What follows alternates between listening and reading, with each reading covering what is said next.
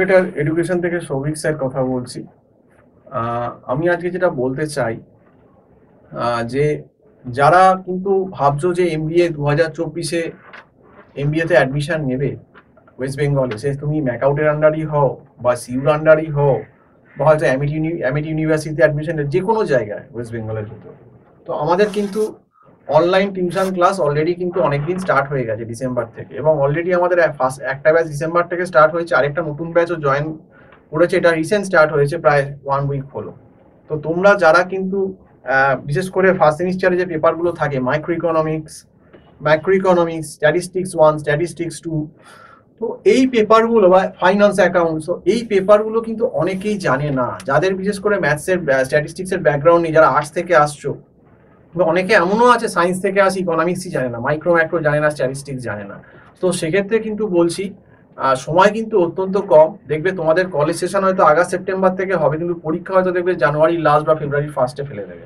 এবং তার মাঝখানে কিন্তু পুজো, Kali Puja, Bhaiphonta, happy new year, Christmas, অনেক কিছু অকেশন থাকবে। তো এইগুলো নিয়ে যদি বাদ দাও, তুমি যদি সেপ্টেম্বর থেকে আগস্টের মিডিল থেকেই কাউন্ট করো, সেপ্টেম্বর, অক্টোবর, নভেম্বর, ডিসেম্বর, জানুয়ারি 5 মাস, তার ভিতর থেকে তুমি হার্ডলি হয়তো 4 মাস সময় পাচ্ছ। কাজেই এখনো সময় আছে। অলরেডি আজকে মেয়ের প্রায় 9 তারিখ হয়ে গেল। তো আমি যেটা বলবো যে তোমরা যারা মনে হচ্ছে কনফিডেন্স পাচ্ছ না সাবজেক্টগুলো দেখে, যে মাইক্রো ইকোনমিক্স আছে, ম্যাক্রো, এবং এই ম্যাক্রো নিজে পড়া সম্ভব নয়। ম্যানেজমেন্ট লেভেলের ইকোনমিক্স মানে শুধু থিওরি নয়, তার ভেতর অনেক ম্যাথামেটিক্যাল, গ্রাফিক্যাল কিন্তু পার্ট থাকে। এটা হচ্ছে প্রথম ভুল। অনেকে ভাবে আর্টসে ইকোনমিক্স পড়ে এলাম, ইকোনমিক্স আছে ম্যানেজ করে নেবো, কিন্তু এটা সেই লেভেলে ইকোনমিক্স নয় যে তুমি নিজে ম্যানেজ করতে পারবে।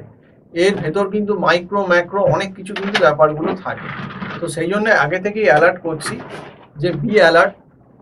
এত 4 মাস সময় অন্তত স্ট্যাটিস্টিক্স কিউটির যা সিলেবাস, স্ট্যাট 1, স্ট্যাট 2 এর, তার মধ্যে পুরোপুরি স্ট্যাটিস্টিক্স মানে frequency distribution, central tendency, dispersion, correlation, এত কিছু আছে, র্যাঙ্ক কোরিলেশন।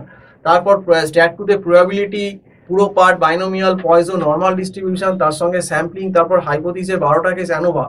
এত বড় সিলেবাস কখনো 4 মাসে শেষ করা যায় না কলেজ খোলার সময়। তো এটাই বুদ্ধিমানের কাজ হবে। যারা একটু এখন সময় পাচ্ছ অলরেডি, এখনো তাও কলেজ খুলতে মে, জুন, জুলাই প্রায় 3-3.5 মাস সময় আছে। এই সময়টা থেকেও যদি অ্যাটলিস্ট শুরু করে যাও, অন্তত চেষ্টা করলে অন্তত মানে সিলেবাস যা আছে তার 75%, 80% অন্তত কভার করা যাবে। কিন্তু যারা সেই সেপ্টেম্বরে আসবে, কেউ সেপ্টেম্বর, অক্টোবর, তাদেরকে আমি নিয়ে কি করব? সেপ্টেম্বর, অক্টোবর 4 মাসে আমার কি আমি পড়াতে পারবো? কারণ এই যা হিউজ সিলেবাস এমবিএ ফার্স্ট সেমিস্টারে, এই সিলেবাস মিনিমাম 6-7 মাস সময় লাগে।